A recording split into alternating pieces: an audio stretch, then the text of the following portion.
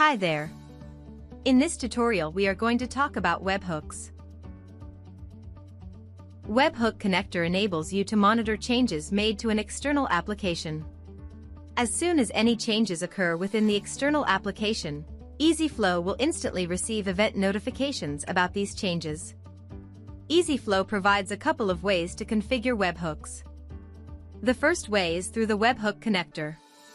It will provide you with a URL to be used and configured inside the third-party applications. The second way by invoking your workflow is by using the URL endpoint that is generated by the workflow. By configuring the workflow URL endpoint inside the third-party application, your workflow will start listening to changes immediately. Thank you for watching this tutorial. Please feel free to contact us if you have any questions.